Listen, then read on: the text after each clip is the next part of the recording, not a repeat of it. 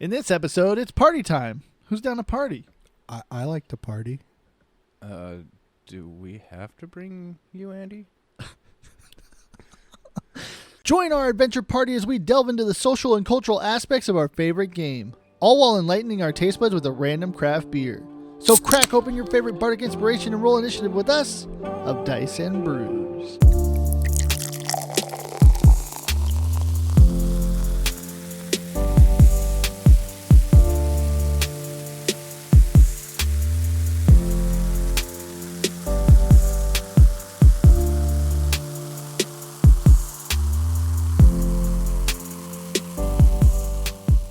All right, so here we are again Yep. of Dice and Brews. I'm Ben. John? AG. That's Damn the guy it, from he's the still intro. here.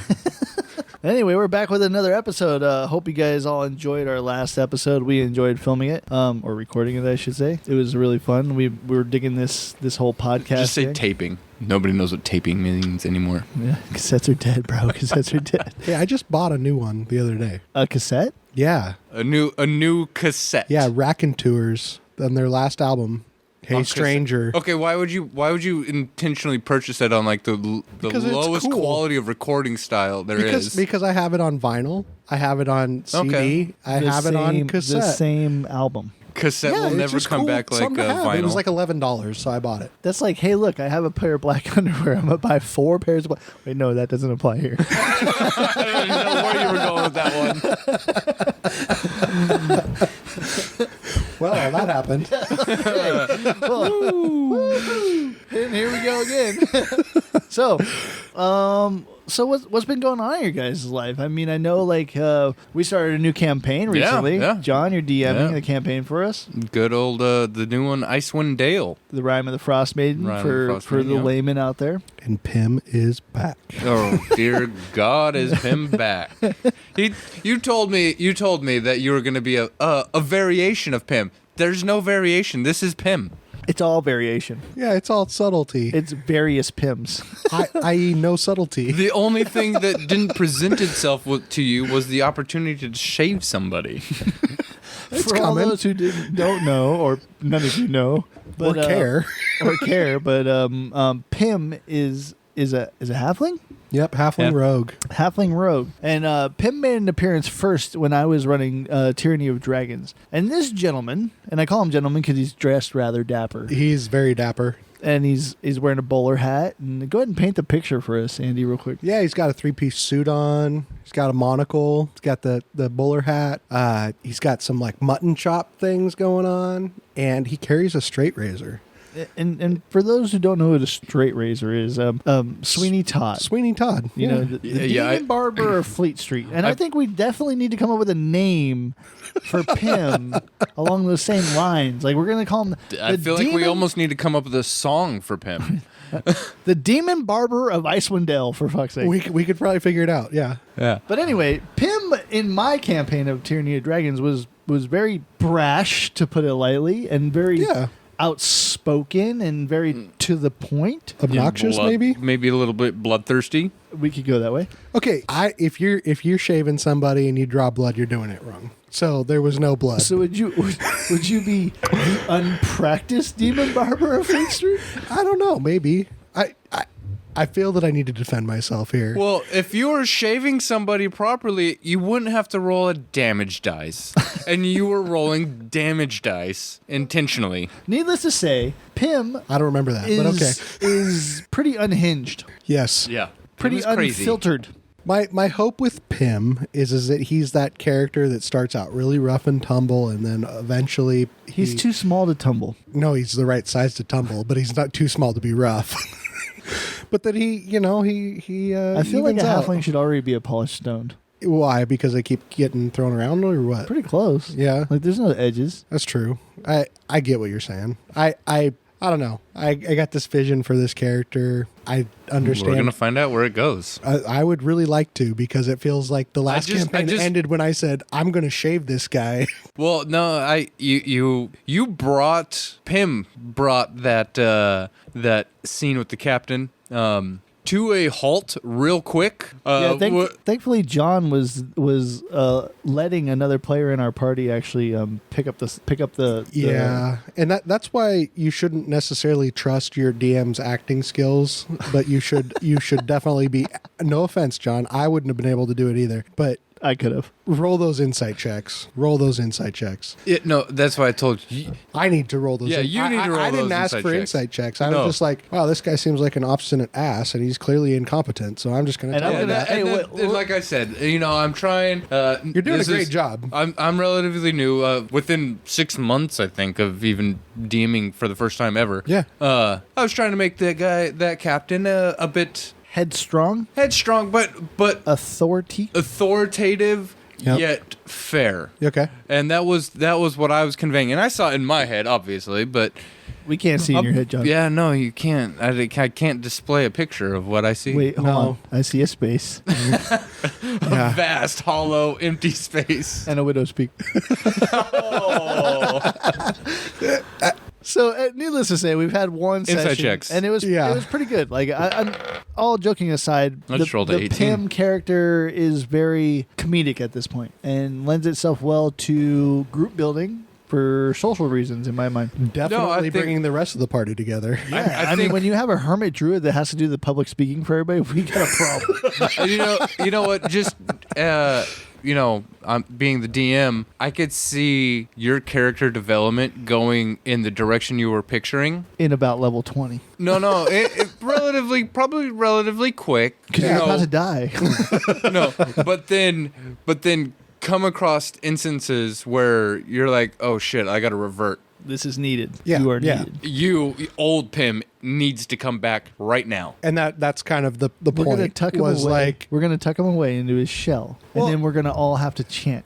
Which is really weird because I like besides Pim, every other character you've ever played has been the Super passive aggressive. yeah, like maybe a little bit stern here and there, but friendly and Well, here- understanding. This is the one character that you, I love this character. I don't know why I love this character, but is this something Andy you has always some wish inner you? demons. Yeah, is Maybe this I have everything some you inner wish you could be? no. Straight razor. I want to shave some shit. No. Here's the funny thing, and I think this kind of lends to a topic that maybe we'll get to eventually, either tonight or at another time. Like in character, the other characters in the table need to be telling that character for growth. Telling the person that's playing, I don't know if you're at an RP heavy table, I don't know if that's actually helpful.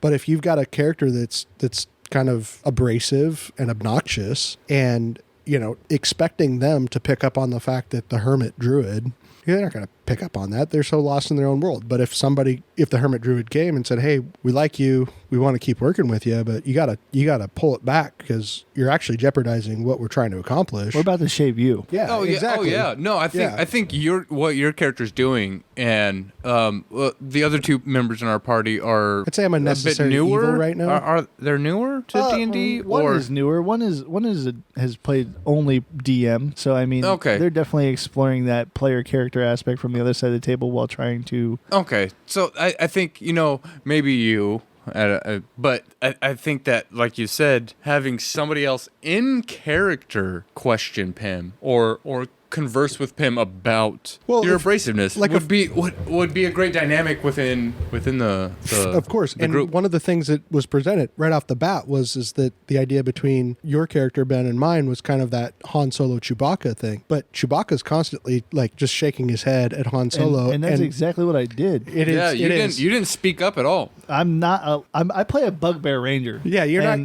going to. We're particularly in an area where monstrous races probably aren't like looked upon Yeah. in good terms. So Yeah, I've definitely I enter town in like shackle. yeah. And I throw my chain over the shoulder of Pim and expect him to kind of direct, but at the same time, I found myself in that leadership role You did. very many times. Although I wasn't the speaking piece, I was pointing directions. Yeah. kind of Well, and just like Chewbacca was kind of Han Solo's conscience, if voice you will. of Yeah. reason. Yeah, he was like, hey, because I mean, Like you just made a fool of yourself. yeah, and I'm it, gonna be the dog from Snidely it took Whiplash. Luke, it took all those Leia, it took Lando, everybody else to show Solo how douchebaggy he was for. Scruffy looking nerf herder. Yeah, You should say anything negative about Indiana Jones. All right. So, yeah, Anyway. one session in, I think it was really well. We're going to build on those characters, and then we'll give you guys the next evolution in Pim's. Yeah, we only development. got halfway through one. We won't go that route yet because I feel that was bad. Okay, on to the next subject. By the book. Speaking of books, segue. There's a new D&D book that got announced. Secrets of Candle Keep. I don't know about you guys, but I'm pretty excited about this. Dude. I love Tales from the Yawning Portal and One shots. and Oh those- my god, that's those, amazing. Those one shots that you can drag and drop into your campaign and pretty Yeah. much set them anywhere with a few tweaks. Those really interest me. I think one drops are great for. That's how I like for a new DM. Just run a one shot. Like you don't no prep. I thought he was referring to one drops as in like, yeah, your character died. No, just one shots it for a new DM is great.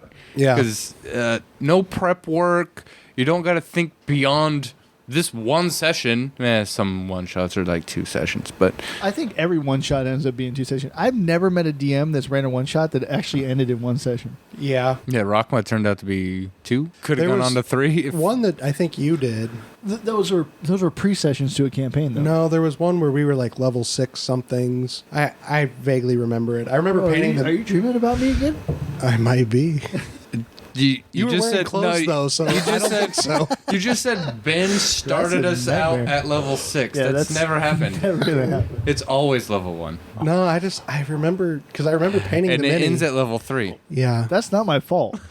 No. Usually it's my players. Never mind. Who end up shaving somebody, and then everybody's like, "I can't do this." Somebody And what year decides is it? to make the 1492. That's actually the topic of our current conversation. It is. But also, I wanted to touch on this is that me and Andy are pretty avid miniature painters. Yeah. That's what actually got me into the hobby of D&D. Avid does not mean good. No, on my part. I don't know on about Ben. anybody's part. I'm not on mine either. But It's I mean, fun. like, yeah, it's the hobby that led to this hobby. Yes. So the ability to paint the hobby miniatures. inception. Yeah. The ability to paint miniatures and then play with the miniatures in a game sense There were air quotes involved for those that didn't see it. or heard it in my voice. If I didn't portray that, I apologize. But in a game sense, to play with your miniature is very satisfying. Yeah. But John, that just led on, didn't it? Yeah. But John recently purchased his first paint set Yeah. and has delved Yeah. into the world of the endless world of miniature painting. Yeah, no, Yeah. I've been painting. I got just 2 minis down now. Out Actually, of how many? like 30. Yeah, Ben gave both John and I minis for Christmas, and I got to be honest with you, like I already have a backlog of probably like 30 minis, and then he gave another like 30 minis. You know to that all both of stems us. from the previous conversation of you having with me about your fiance saying Yeah. you couldn't buy any more miniatures. I was like, what's going to piss Rafi off? Let me give you some free miniatures. Oh, yeah, well, I mean, he gave me those free minis that we got. Yeah. But then he also gave me this, Oh, and it's God. also full of minis. Yeah, which is a big case full of It's probably like Welcome to my a three nightmare. yeah. a 3-tiered mini phone But as we case. sit here and we discuss this, I mean, this is the rabbit hole of minis. Is there's always a pile of shame. Yeah, absolutely. I mean, I'm looking around, and no offense, Ben, but there is so many. There is. I'll say, out of all the maybe stuff you that's should in just here, close your eyes every time. out you of come all here. the stuff that's in here, probably 90% of it isn't painted. Why do you think I painted the walls gray to Well, match okay, the all right, hold on, unpainted no. resin? But- Exactly. But to Ben's defense, though, is Oh, it wasn't- 90% of them are unpainted, but 90% of them are also he printed. Oh, yeah, so and- he took and- the time to he prints it all. Pile of shame is not a Not bad even including thing. the terrain. It's just what happens when you start painting minis. You know what? Printing miniatures is a rabbit hole on itself that we'll talk about later. But it's definitely like a crock pot where you set it and forget it, and then all of a sudden you have something at the end where you're like, oh, $8 later. That's great. I wonder when I'm going to have time to do that. Yeah. Gee, it looks cool. Put that on the shelf. All right. Yeah. And And yeah, that I'm excited for you, John, because you know what, you've been posting progress pictures in the group, and they look good. And anytime that you can bring Yeah, I sent you my base layer picture. That was anytime that you can good. bring life to a miniature, and basically like when I paint miniatures, for me it's therapy because Oh yeah. you know, like I kind of like every individual character, whether I'm painting like a player character or a big baddie, even to like the little goblins, the minion goblins. Like, dude, I give everybody a backstory. Everybody's got a name. Mm-hmm. They're not just A, B, and C. This is Bob, Joe, and Bill, and they're the three Stooges, and Yeah. they're great friends. But guess what, you motherfucker, you just killed Bob, and now Joe and Bill are out for revenge. That's what happens in my mind. Yeah. For me, it's like it's like you turn on a book or a podcast, Yeah, and, that's what I do. you sit and you just paint for hours. It's really cathartic. I'm actually colorblind, so it's kind of hard for me to tell what colors I'm using. So if the paint pot or bottle does not tell me what the color is, I generally don't know. what colors can't you see? I don't want to go into that right now right. because it's a long conversation. But I mean, I see color. I just, I can't tell when green becomes brown and green becomes red. And I know that sounds weird to somebody who isn't colorblind, but the colorblind people out there, they know exactly what I'm talking about. It's just kind of hard. Like, yes, I see color. Yep. I'm slow with it, if that makes sense. So, but just being able to, like, the other day I painted something with a purple base coat, a troll. I painted a troll purple. I don't know. I just thought it was cool. You know You what? saw It's a picture D&D. of it. It looked you cool. can do that. I mean, I don't know. It's just Yeah. fun because, like, I don't have to play by any rules. Oh, Just whatever you want. go. Your troll is purple. That's cool. Yeah. I like purple trolls. Bet. Yeah. Anyway, so Yeah. all right, so like I guess the next is, you guys have anything to bring up? Any other subjects you guys want to talk about? What's new in your lives, or? Well, this Hodgins Bitter End IPA is. Oh, so we're on to the part where what's on tap, huh? What is on tap?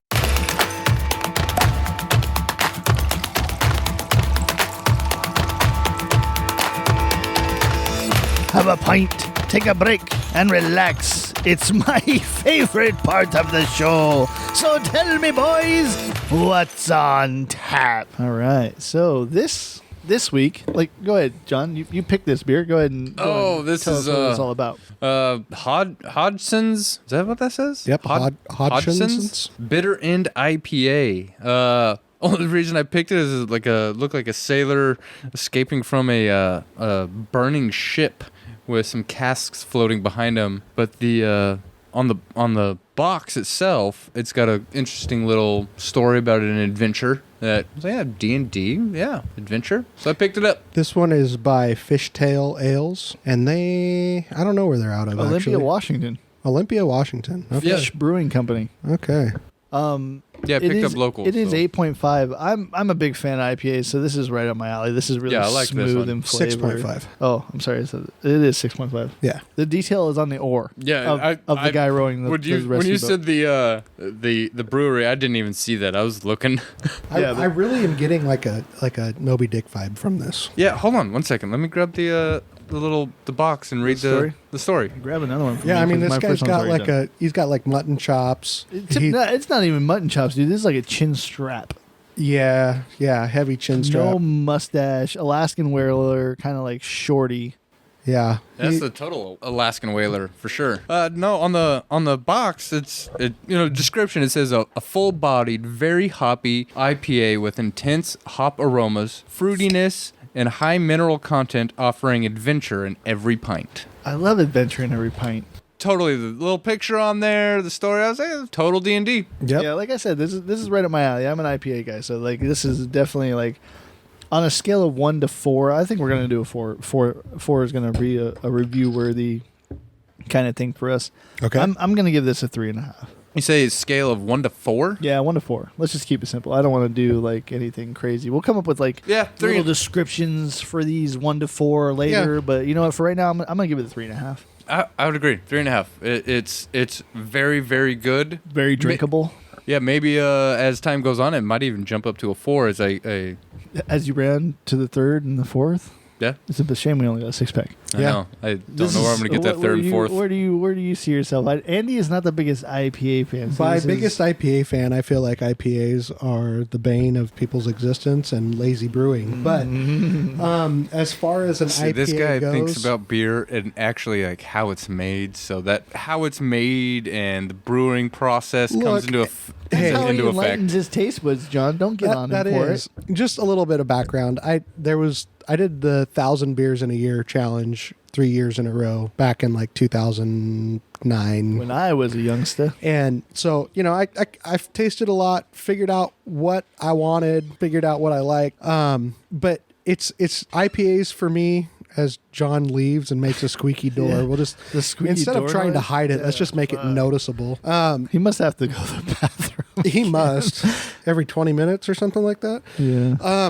IPAs for me, they're very one-sided. They're very hop-centric. I've never had a balanced IPA. It's always just been like, hey, here's a beer, here's a hop. Let's just put as much of that hop in we can and see what it tastes like. And it usually ends up being something that is palatable for most people. But to me, IPAs are one of those things that most people like because most people like them, not because they're actually good. If you know what I mean. No, I get you. I understand it. It's there like are- people. I used to bartend for quite a while, and people used to order shots of Hennessy and AMFs because they're Yeah. just a popular thing. When actually, I think that both of those taste like absolute garbage.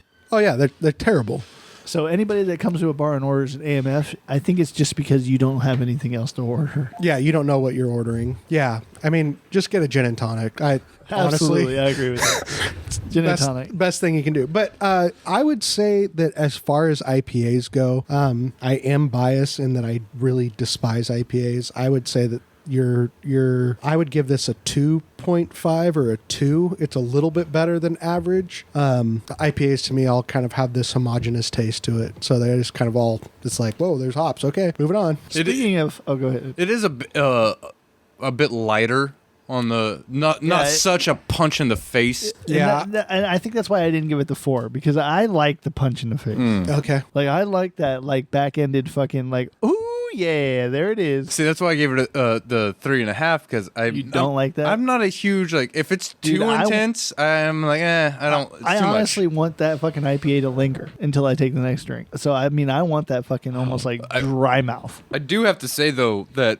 like there's some IPAs that have too intense of a aftertaste. I like those ones. I don't, and this one has almost zero aftertaste. That's why Yeah, I didn't get a 4. I'm curious here on like what the IBUs on this thing are, because No, this is an IPA.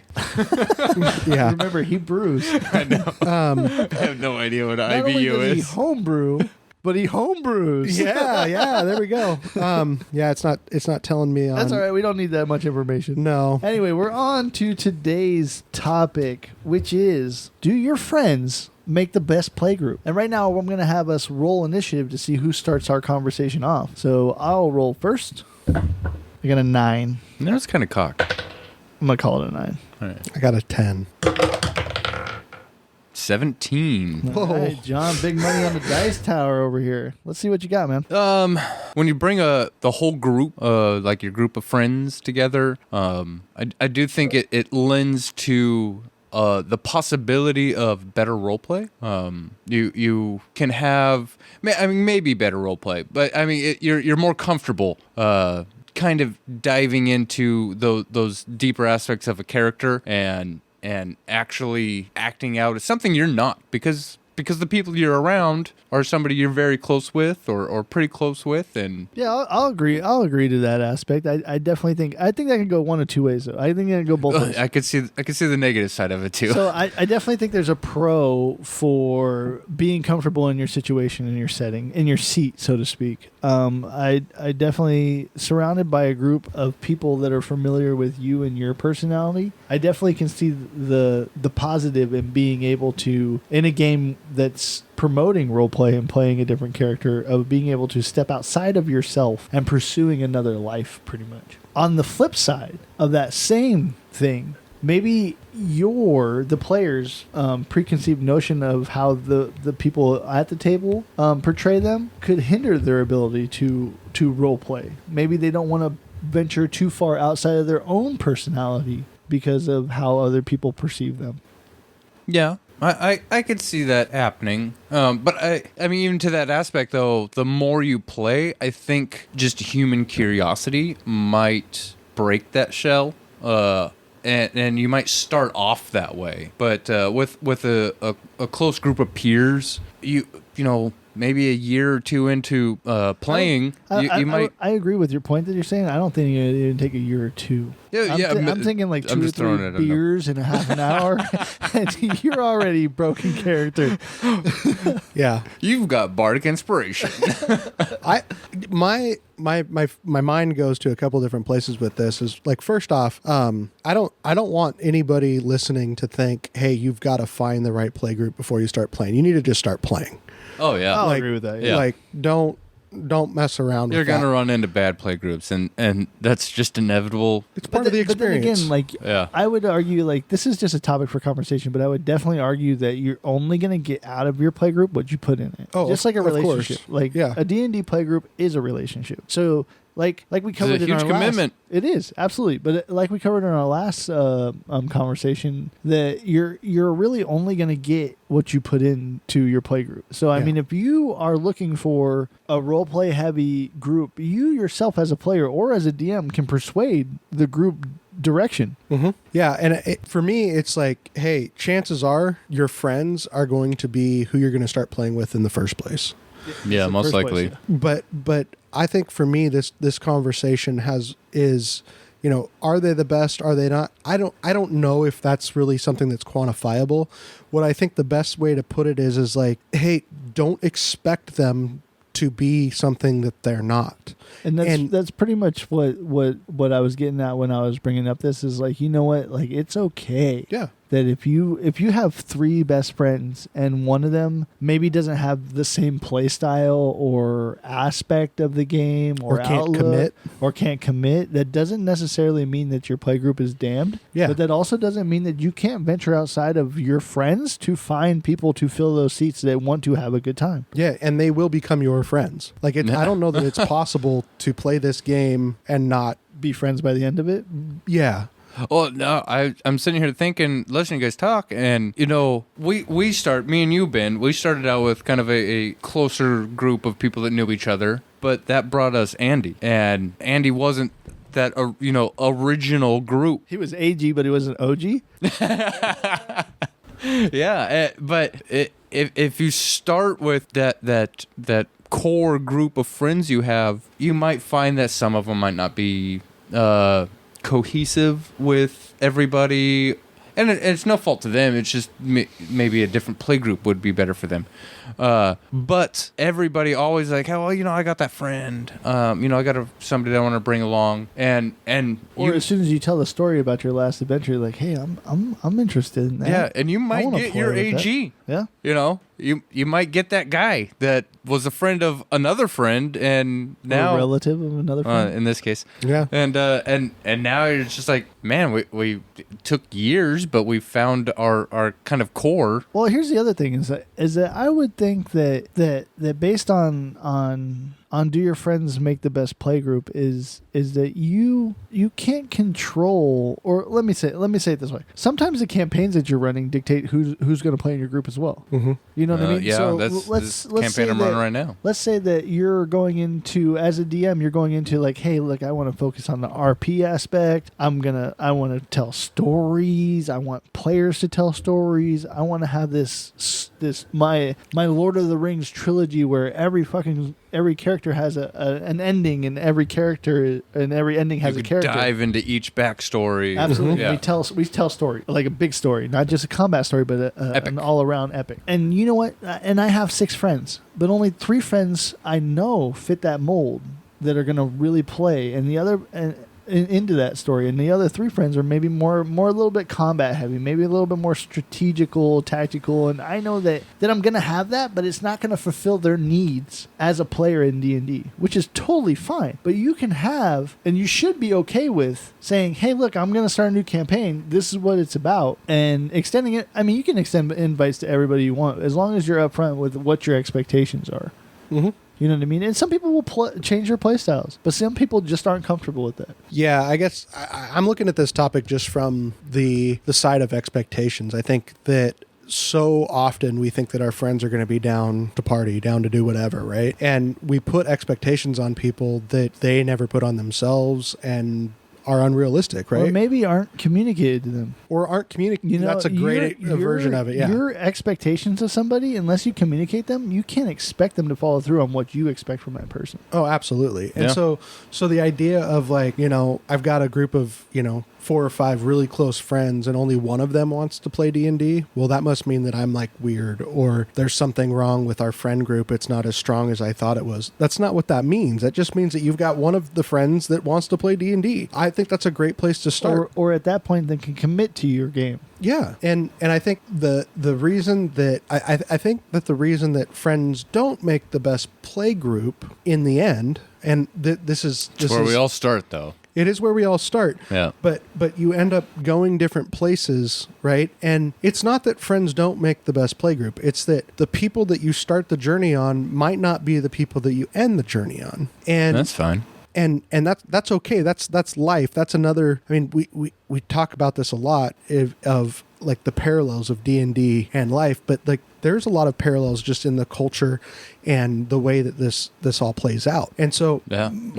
Yeah. my thinking is like, hey, if you're waiting for the right group, stop waiting. Like that's a really poor decision on your part. Just go somewhere and play. And here's the deal. They might not be friends when you get there, but they might be friends when you leave. And so you're going to end up with a group of friends that do make a great play group, but maybe the friends that you started out with. So it all comes full circle, whereas maybe friends do make the best play group, But they're but they one, weren't your friends, No. the friends you started the journey with. yeah. Your friends will create The or, best play or group. possibly lead you to the best play group. And I think Or that's the what, best play group will lead you to your friends. there you go. Ooh. Yeah. Watch out. Wow. I do think okay, so in this point in my journey at least, like I'm all about diversifying my play group. I want to introduce and experience as many new players. Like I'm solid enough in how I play or how I DM that I'm comfortable with almost inviting anybody to the table. Oh yeah. You know what I mean? Like I'm to the point where like if you want to play D&D or you want to experience this game, let's just play D&D. I'm just going to play it how I would play it, or I'm going to DM it how I would DM it, and if you want to come along for that journey, then let's play. All right, to that point. All right. So you emailed the first session, and I forwarded that to my mother-in-law because she listens to podcasts, and she was really like, "Oh, you guys doing podcasts? Okay, I want to hear it." I was like, "Yeah, all right." Somebody that is in no way doesn't play video games, knows no sci-fi fantasy stories, doesn't do anything like that. I'm really kind of intrigued. Maybe she's like, hey, I want to try this game, see what it's like. Yeah.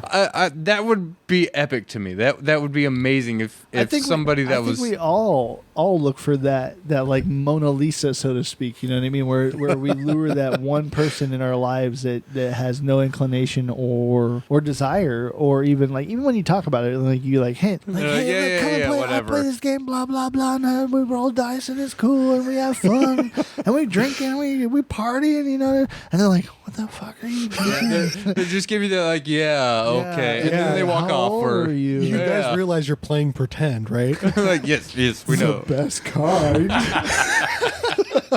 No, but I think we all look for that one friend to like. It's almost like she's all that. Like that's a direct equivalent. It's like, and a lot of people probably wouldn't get that reference. Are we Freddie Rich Jr.? But a lot of people probably wouldn't get that reference. But the motion of the thing is like you turn the biggest school nerd or the class nobody into fucking like the girl that everybody wants to date. You know what I mean? The hottie on campus. So you bring this person to the D&D table that at first maybe everybody's like, or they're reserved and they don't play well, but by the end of the fucking like session 4 or 5 and they're into We the had character that. and development, and you're like, We had that at this table. who? Tank. Oh, Oh, yeah. Great gamer. It's a good one. Oh, that's a great. Never typical showed power gamer. This showed gentleman, RP like one of my favorite interest. people. Never showed an interest in the RP aspect. But we did that Combat. one shot. And I think I've witnessed one of the greatest role-playing demonstrations from a single person I've ever seen. And Yeah, that dude, That was my coup de grace. that Like, as a that DM was at that campaign? the most And- amazing role play I think I've ever seen. And I'm glad to be a part of I want to that. go on the record of Ben has said in the past that was probably one of his favorite sessions ever DMing, and Pim was one of the characters. I'll rest my case. You were there. You were there in that one. Yeah, it was me and Tank. Yeah, it was you, Tank, and me. Oh man, and see, my Andy. memory's Yeah. horrible, but And remember, there was like it set up the came situation down- where there was like we were traveling, and the caravan leader. So- we Yeah, got trapped so- in a cave. No, with well, to let me shed some light on this subject. okay. We'll so hear they it were from traveling the from point A to point A with this caravan of people, and along Point the B. way, like point A to point A, along the way, circle. I had relationships develop between the three characters. Yeah. My whole thing for this one shot was to get Tank into this game. Like, I wanted him to get into this game, right? Yeah. And like, this is one of my favorite people ever. Is one of my best friends. But I was like, dude, there's more to it than just combat. Just let me show you. Anyway, so like I developed this one shot, and there's three people at the table, and each individual player I had a relationship developed between an NPC and the PC. Everybody was talking to somebody, but I had the druid, who was played by Tank, develop a relationship with a little girl, and at that time Tank had a youngster. It was a furbog. Yeah, if I remember. but he had, like, in real life he had a kid. Oh yeah, no, Oh, in yeah, real yeah. life he had a Yeah. young one. Yeah, so Yeah. like I was like, dude, how can I rope him into this? So I'll give him a kid to fucking relate to. Oh, You know what I mean? oof, So I that- was like, that I'm gonna tugged. pull on heartstrings. You know what I mean? The best. Another reason why D&D imitates life. Yeah. You can pull on those real hard emotions, and regardless of what character you're playing on, if you hit a string, dude, that sensitivity trigger is real. Yeah. Real. So I was like, I'm gonna play on this heartstrings. You know what I mean? And so by the end of it, like, the little girl gets abducted, and you guys are by some gnolls, Yep. and you guys are finding yourself, like, the Tank's the first person to jump up out of the seat, and like, we're going after this little girl. The relationship was already. Oh yeah, no, he led the charge. Yeah. So the three of you go knee deep into a gnoll cave. You know what I mean? You find the girl, and then you're pinned backs against the wall. You had to fight to get in, first of all. Yeah. And the fight, you're like, if it was a video game, you're like, dude, this is a big baddie. We took him out. We survived. Oh my god. Oh, we were exhausted. We expended every resource we had to get to the very back of the cave to get to this little girl. So then I had gnolls surround you guys, pretty much, like, trap you inside. And then, so the whole thing was level 1 to level 2. Like, I was like, how am I going to get you guys to level 2? Because at level 2, druids get shapeshift. Yeah. Yeah. Earlier in the campaign, I had you guys fight a brown bear. So I wanted to give the druid The brown bear. Yeah. brown bear shapeshift. So in order to, and I was doing milestone experience. So in order to get to level 1 to level 2, I wanted to give him that brown bear, and then I wanted you guys to have this epic feeling experience of life or death, pretty much survival or failure. I'm pretty sure me and you, even Tank too. Like we just at that moment at that table, the three of us looked at each other and we're like, "This is it for our characters. Because we're they, done. they knew We're going I for it. surrounded them with enough things All that they out. knew that there's no way they could face it head on. Well, So it and- was pretty much like fight or flight. Yeah, and it was I think John and I looked at each other and said, "Okay, he's the only one that's big enough to carry her out of here. We need to distract him." Yeah. And Get that's her just out. Yeah, we it's- said we were gonna charge out, and he's carrying the girl. Me and you are gonna take the brunt of the Yeah. the gnoll attack. Yep. Run, Yep. go for it. So we had this, as soon as the player character, they played right into my hands, like, buddy. And this is one of the only times that this has ever happened as a DM. So it's probably why it's the best session of my life. But I predicted this. And I was like, okay, this is the epic cinematic climax. You know what I mean? So, like, We should make a movie out of it. there should be a movie out of it. But at that point, like, you know what? The Furball Druid just starts charging with this little girl on his back, and all of a sudden, like, I'm describing this scene where, like, the Furball starts to grow, like, 3 times in size, and all of a sudden, like, goes down on all fours and becomes this fucking giant brown bear and charges through these gnolls, all while the NPC wizard, like, casts, like, light and blinds everybody in the cave except for you guys. Well, I thought you had like a portal open up, and that was what was the lit, is we were able to escape through the portal. No, you guys had to run. It was like the wizard casting light or something like that. The whole the Gandalf at the top of the hill, with the blinding light. Blinding and, like, light. There was like something in somebody's head where I was like, shield your eyes and keep running. Okay, yeah. He And gave then all of a us sudden, like, you guys closed your eyes, and all the gnolls got blinded, and you like plowed through the fucking barricade, and then like pushed us like one round ahead of everybody else. Yeah. and then like pushed through, and like you guys like sealed the thing, and that was the like the epic climax to the one shot. Yeah. That got you guys to level 2, and like honestly, yeah, that was definitely my coup de grace of like, dude, I brought somebody to the table, and he But was for interested. Ta- He for was Tank- interested in playing D&D, but the RP wasn't there for him. It was Yeah, he more never- combat oriented. All the previous games, he never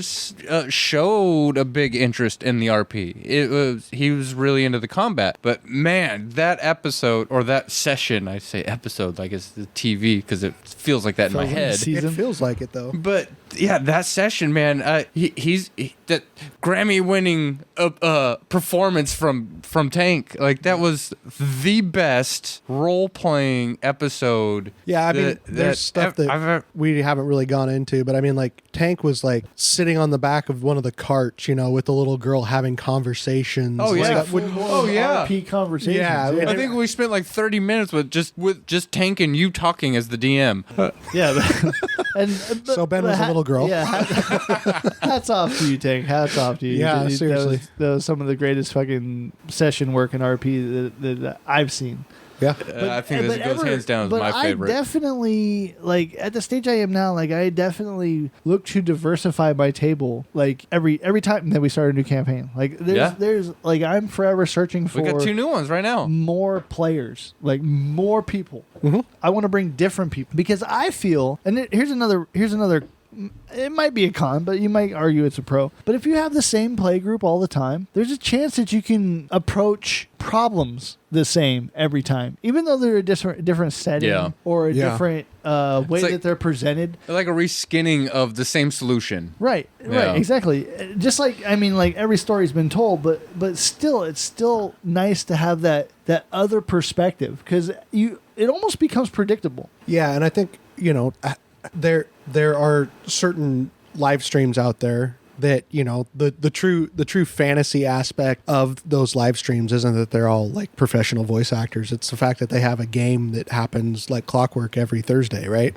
That's the true like craziness of that.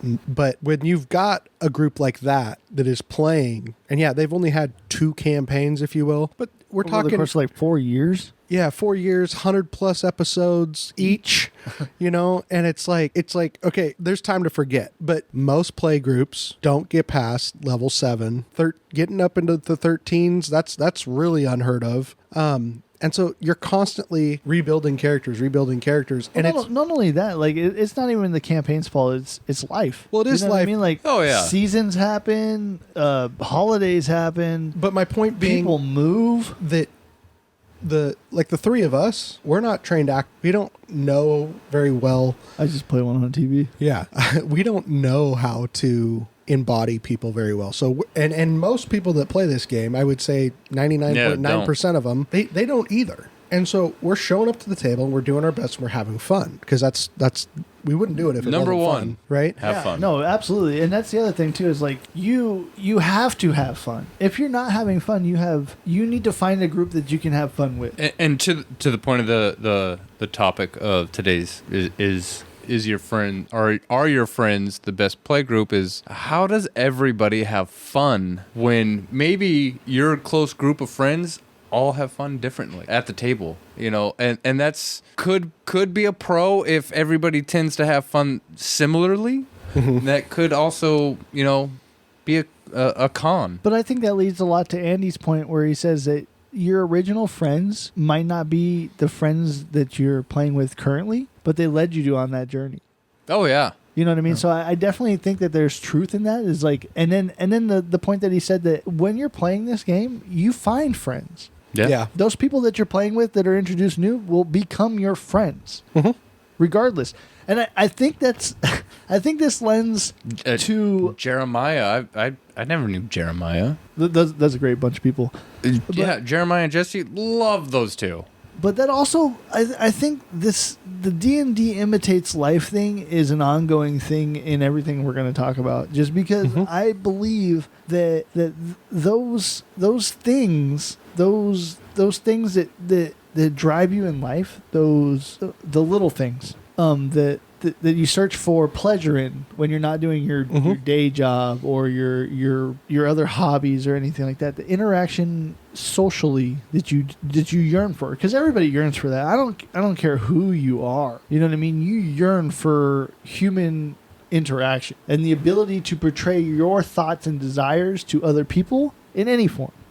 So I definitely think that and I, like you said, Andy, that your friends that you start this journey with may not be the friends that you're currently on the journey with, but you will become friends along the way. That's it. Yeah, you'll always find friends in D&D as long as you keep searching. Yeah. I guess the way that I looked at this topic was the idea of when in my mind, and I don't think that I'm by myself in this. You guys can tell me if I'm wrong, but when there's a group of friends, there is an expectation of what's going to happen. And very frequently, I think everybody has like, okay, you've got your D&D friends, you've got your snowboarding friends, you've got all these different things, right? Now what I'm really careful not to go down the path of is like, don't wait to find your D&D friends. Just go find friends and play D&D. And then guess what? That's going to lead you into other people that do want to play D&D. And I think that's another reason, going back, deep cut, why everybody should play D&D is because it does give you an avenue to make friends and make them on a real level. When we I don't have the study in front of me and I apologize, but there's a study out there that talks about the way that memories are stored. And one of the things that happens with role playing and the way that we discuss these role-playing experiences is that they're stored in the same exact place of our actual memories. So, for instance, I don't remember really anything at the table when we were attacked by all those gnolls. I remember what Ben had. I remember the scene. I remember visually being there. I remember thinking about it. Yeah. I mean, I remember. I have no recollection of the table. I don't know at all, right? In where people were sitting. Yeah. What. I have no visual recollection of this Of room, IRL.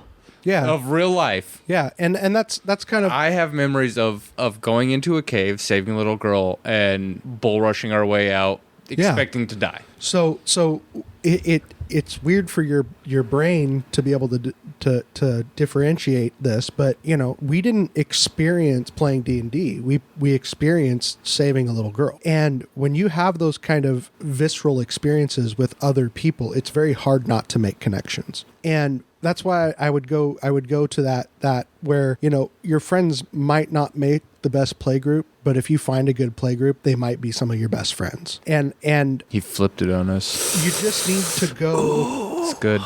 You need to get started. There's a book book series that I think John and I have now gotten Ben to read. I'm in the process. I've downloaded. Okay. You haven't read page 1 yet, have you? You need to start, but in the fourth book, one of the things that one of the main characters that is John's favorite character is kind of going through is there's this phrase, what is the most important step a man can take? And when I was reading it originally, I kept going, well, the first step, obviously, you got to take the first step. And then halfway through it, I was like, nope, it's not the first step. It's the next step. So you want to play D&D. Great. You took your first step. You wanted to play it. You bought your PHP. Now you got to take the next step. Find a play group. Go find a play group. Then Everybody. you got to take the next step. You got to go play in the play group. Yeah. Then you got to take the next step. You got to be involved. And then It's always the next step. The most important step never stops. It's always the next step. And so that's the most important thing. That's why But just don't take the last step that or you character. become the forever DM. That character is so great. And even then, like, okay, so that's something I do want to I wanted to touch on too, as I was kind of ruminating over this, is that if you have a play group or you've got a group of friends and they really do want to play, but nobody's volunteering to be the DM, you need to be the DM. Yeah. And It's not as hard as everybody No, makes it it's sound. not.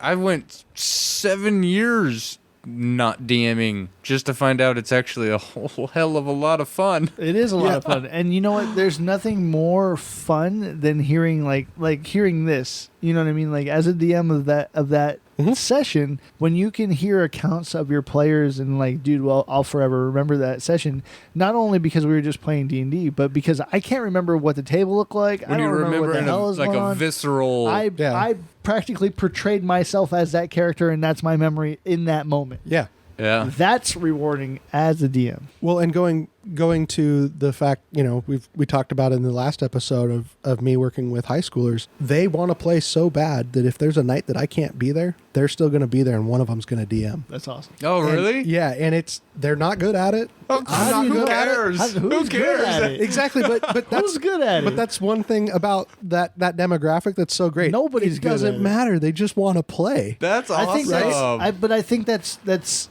us. Yeah. Honestly, man, the only reason I ended up the DM is because nobody else wanted to be the DM. Yeah. But at the same time, like, dude, I just want to play the game. Yeah. Just give me the game. Because, not only does it allow me to live out or play characters that I created in my own head, but it also... You get to tell different stories. Well, not only that, but it Yeah. also allows me to socialize.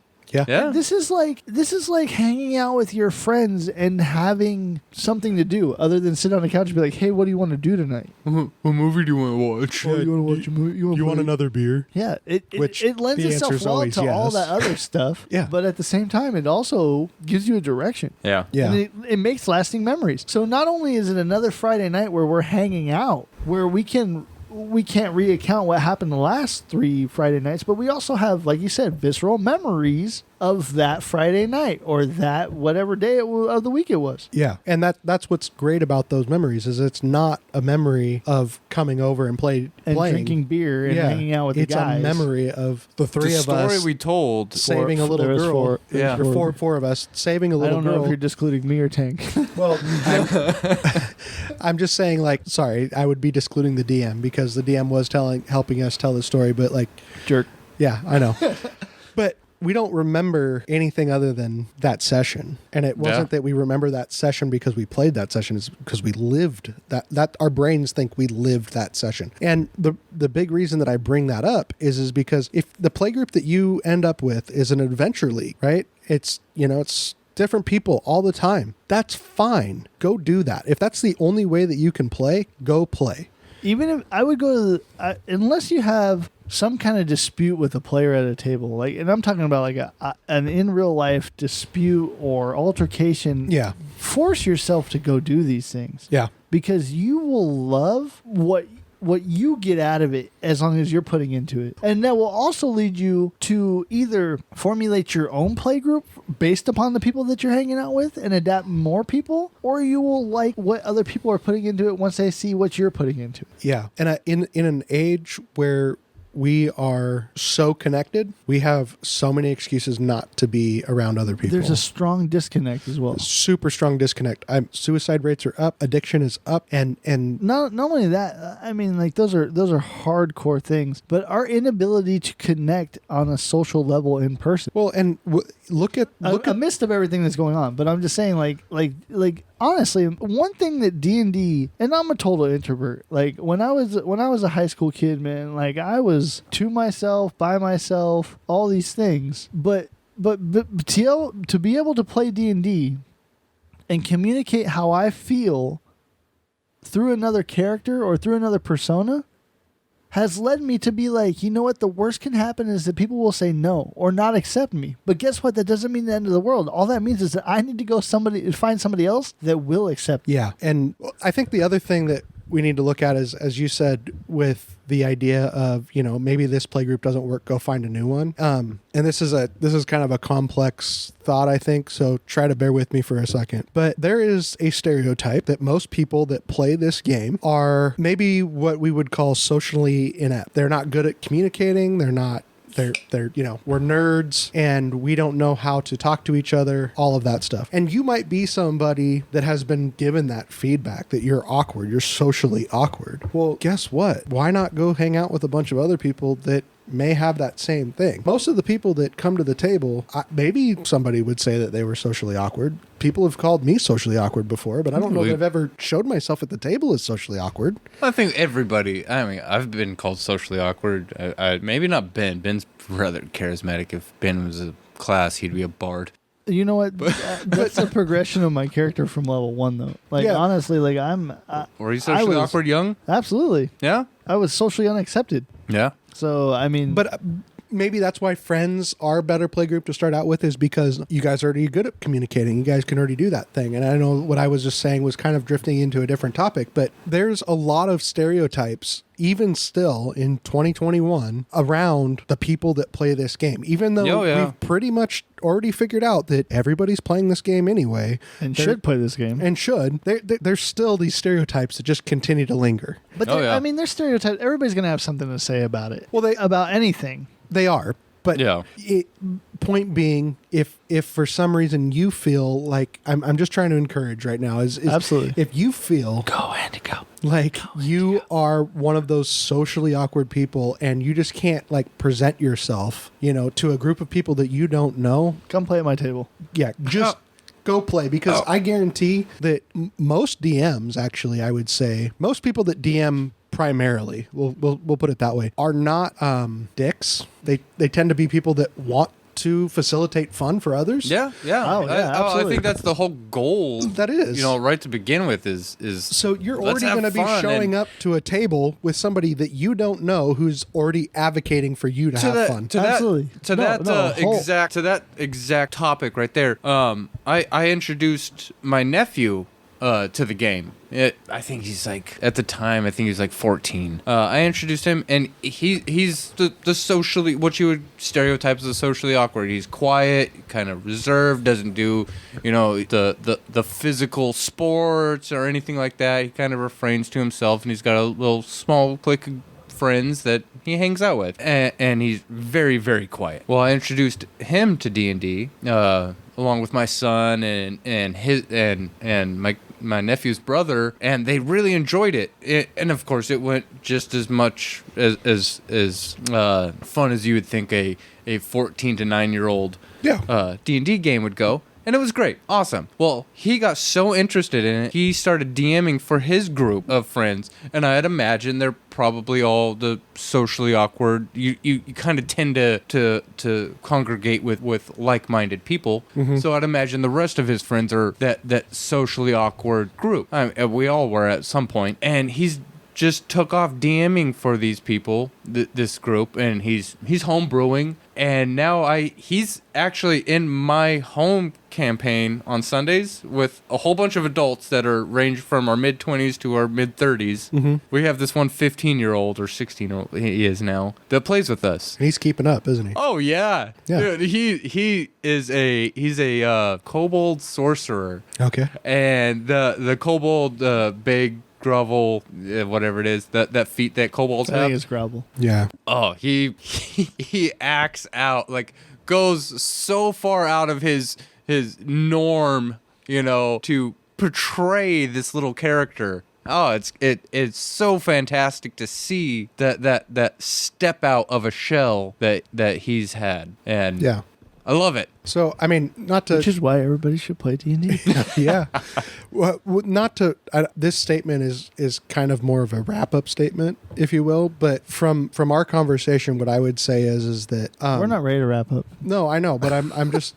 Because you've got a list of other things, pros and cons that you want to bring up. I do. Which I think is something we really do need to go through. But I think at this point in time, I could say that is your friend group the best friend group to play D&D? No, but it's the best one to get started with. Yeah, I agree. I don't know if it's it may end up being the best. Yeah, but it is the best to get started. From our experience, though, I think it led to the best. Yeah, and I don't think we're done journeying, though. Like, Well, honestly, No, like, definitely never.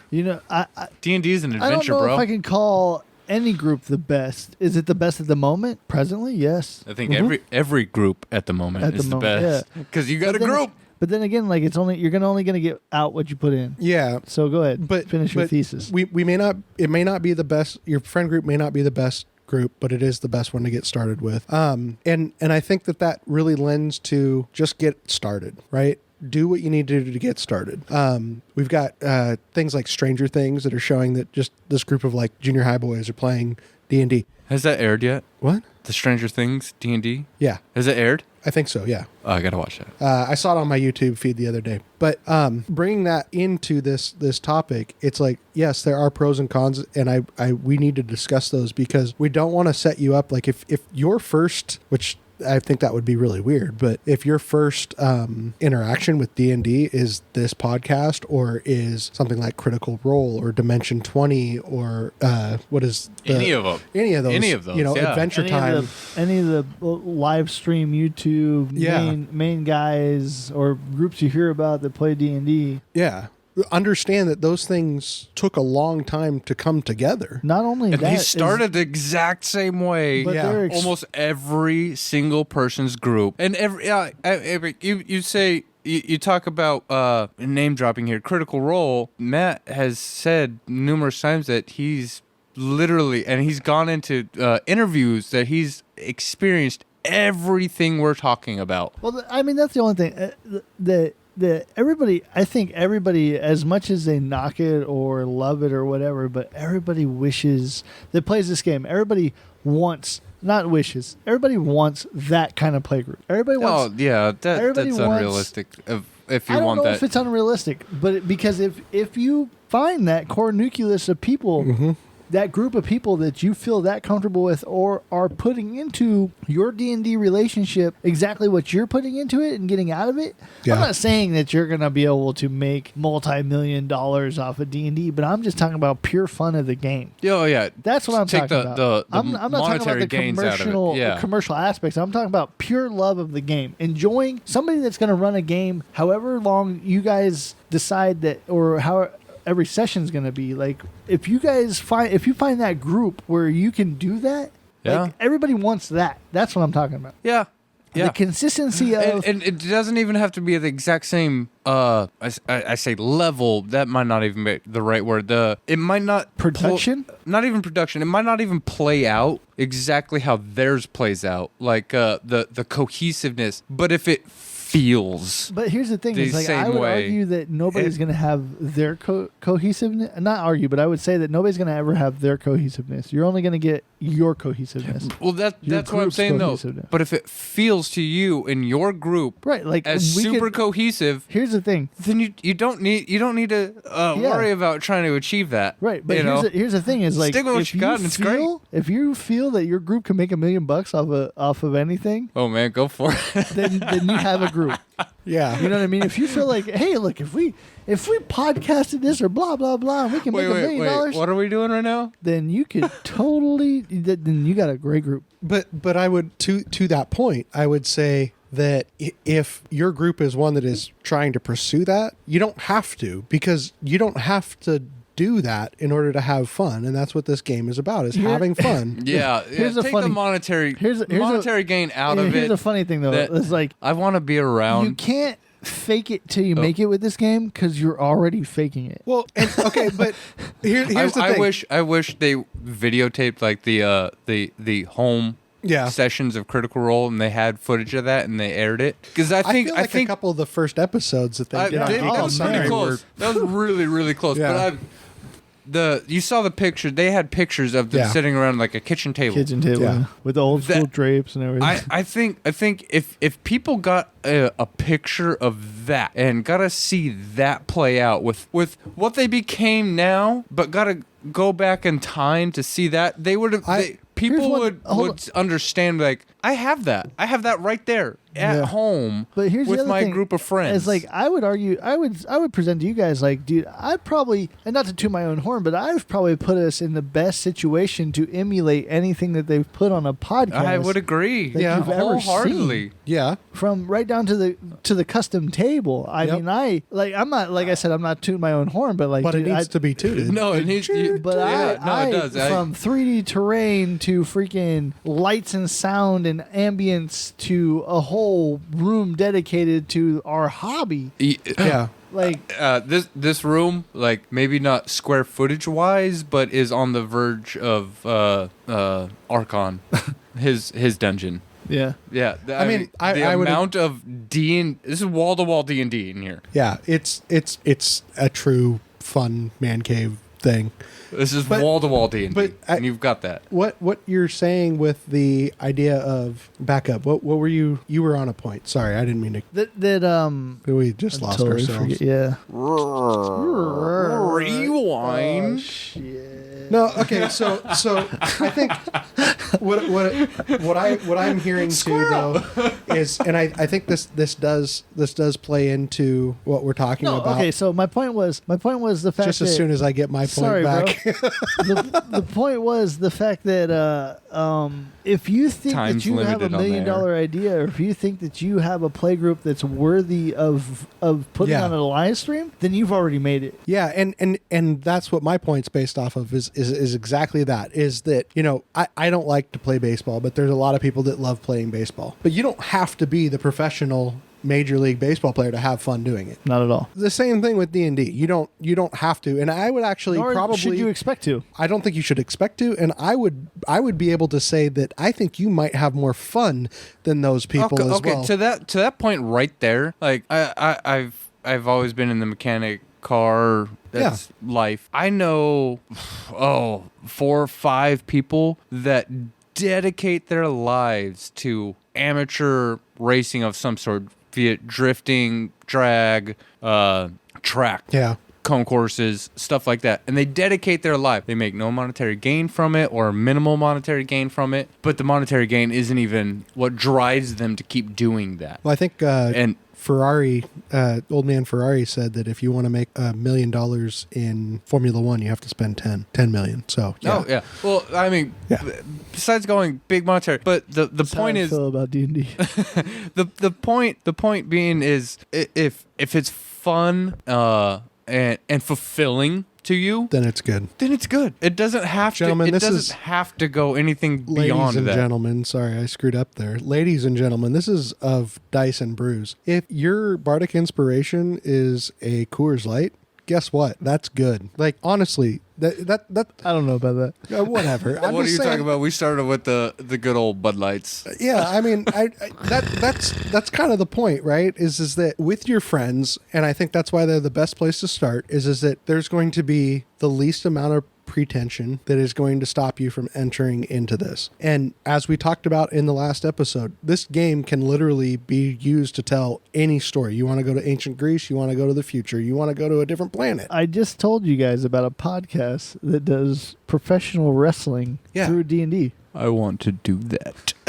I will be Hulk Hogan Like, I'm or Ric serious. Flair, Like- one like, of the two. That's so amazing. And I watched them, and I watched many episodes, and it's just amazing. Yeah. No grand crazy story. Oh Just no! Wait, hold on. Professional wrestling is the greatest, grandest, craziest Yeah, I story. was gonna Okay, say, no. I God. didn't say no, like grand, like save the world, Record skip. no save the world story. Wait, hold But on. No, you're just still wrong. Yeah, you're still wrong. Have still you wrong. not been paying attention? but just tournament style D&D, and everybody is fighters pretty much. And, Not even that. And you I mean, you pull no. out all the different Tashas. Well, you just said something Oh, though that'd that be I so think great. is that is very cool about D&D. There are D&D tournaments, but most people that hear that there are D&D tournaments are like, why? I just had that reaction on my face. Like, I've never heard of that before. No, Yeah, I've never heard of D&D tournament, but I'm really interested. How does one win at D&D? I don't know, but that's what I think makes this game so great. Is it's not about winning, and I've tried to explain that to people. But then again, people have made a tournament where you can win. Can I be in the tournament? I don't know how it works. I win. don't know how it works, but I think it's interesting because there are people that are like, well, so how do you win the game? Like, well, you don't really win the game. You go on an adventure, and you complete an objective, but I guess that's not The way- really winning. But I don't know. The way I've always explained D&D to people that have never played, it's like if you've ever read a epic fantasy story, Lord of the Rings, Yeah. Not even that, that's but classic. like watched. But it's- watched them. or watched it, but it's literally D&D is literally playing a character in an epic novel Yeah. That's being written as you as play. you play. Right, here's- It's being written in the moment. The Yeah. funny thing that I was just about, I had that in my head while you were just saying that, is that I was like, the best way to equate D&D to anything that anybody knows about is the Hobbit story in general. Bilbo Baggins sits there in his Hobbit hole, and all of a sudden is intruded on by a group of dwarves, Yeah. and expected to go on this adventure and become something that he is not at the beginning. And that's an adventure hook because he doesn't want to in the beginning. No, but It then takes him again- until the next morning and everybody's left and he's like, oh crap, I guess I could just go back to my real life. Or Right. So, but that's what I'm Man. saying.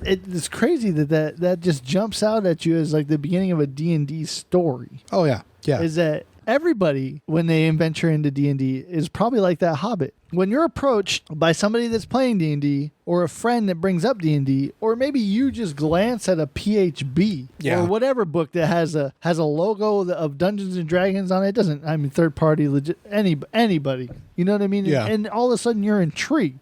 You could be Bilbo, where you could be like, Yeah. am I going to venture down this rabbit hole and read further? Or am I just going to put this book down and go about my normal life? You know, this is side quest. I know we were trying to keep I these love side quests. to a minimum, but maybe we should do a small series on what popular culture characters would be in D&D. All of them. Well, no, I'm saying like, okay, so let's build out Bagbo or Bilbo. Okay, well, Who's Bagbo?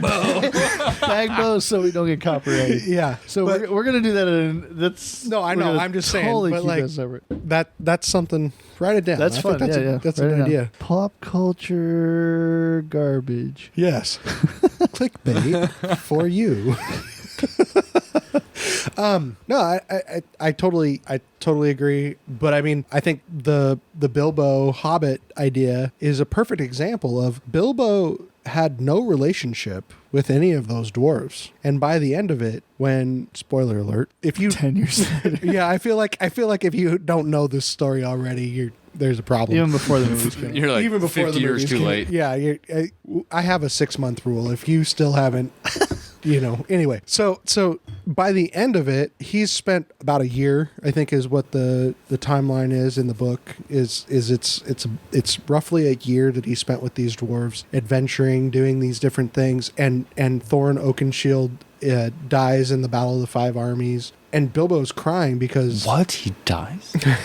because it sounds weird, but like over this 1 year time, that's his best friend. His best friend passed away. He was killed doing the honorable thing. He had a redemption story, all that stuff, right? Bilbo did not set out to adventure with his friends, but the adventuring party that he set out with became his friends. Oh, it comes full circle. Yes. I like it when it wraps up like that. All right, guys, and you know what? With that, I think this is good. You know what I mean? I think we covered our basis on are your friends. Do your friends make the best D&D group? And I think Andy, like, sum it up for us real quick again, man. I know you repeated this more than once, but like, Yeah. it makes the most sense, dude. And plus, I love your sweet tone of voice. Oh.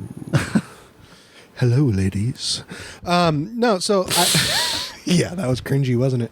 We're gonna edit Yeah, that out. so I guess the thesis that we're going with is today is do your friends make the best D&D group? I would say that, and I think we would all say that To start off, yes. to start off with, yes, but your D&D group is probably going to end up the D&D group that you end up playing with the most is going to end up being your friends, Yeah. and so And that's not to say you're going to lose friends. Oh, you're God, not, no. You're not going to that's lose saying friends. You're expanding Yes, your yes, friends. yes. I just wanted to make that clear. We're And not saying you're going to lose friends from this. Cause if you're one of the people that is the stereotypical or the what's the derogatory D&D player, if you will. Yeah, you know what I'm talking about, though, and I think derogatory. I think derogatory is saying the not bad word by saying the bad word. I know. That's a bad word. I know. But you're gonna meet people. yeah, And yeah. and You want to meet people. I'm sorry, but this game, like, okay, you've got you've got WoW, which, you know, Do you anymore? I don't know if you do, but you've got games like that, right? Where you're just sitting in your room, you've got a headset on and a microphone, and I'm you trying to never sell stuff actually over and over and over and over Just and over and trying over to and over fucking again. buy gold, bro. you're not actually connecting with other people. And I know that there's stories out there of people like, you know, this guy didn't show up to the raid on this day, and so this one person called 911 and it helped him because he was having an issue and all that stuff. Wow, real friends Those are in video one-offs. games. Those are not the exception. But you're going to end up being around a group of people that if you continue to cancel on them, if they're good people, which chances are they are, they're going to say, hey man, what's going on? Do you need help with anything? Are you okay? Maybe, yeah. I could see that happening. Yeah. I don't think it, for us on our personal level, that would really be a huge issue because we're already so communicative and Well, yeah, but and that ties into our first episode of why everybody should play, and tying into this is like, hey, you need to play because it gets you out there and connected, and human connection, regardless what anybody says. Maybe it's not something that you want all the time. That's fine. I'm a very introverted person myself. Levels for everybody. Yeah, but it is something that you need. yeah. And you might try to argue that, hey, you don't actually need that because you point at some guy that becomes a hermit and lives up. Those are the exception, not the rule. And chances are you are the rule, not the exception. So go have friends. You're allowed to have friends. You should have friends. You deserve to have friends. You deserve to play this game. You deserve to have fun. And you deserve an adventure. Absolutely. Go live an adventure. Yeah. While you do your everyday life, go have an escape from that. And I'm not saying everybody needs to escape from their life, but I mean, step outside yourself. It allows you to recharge your batteries. It allows you absolutely. to think about things on a different scope. And why would you not want to do that with people that are your friends or become your friends? Yeah. Absolutely.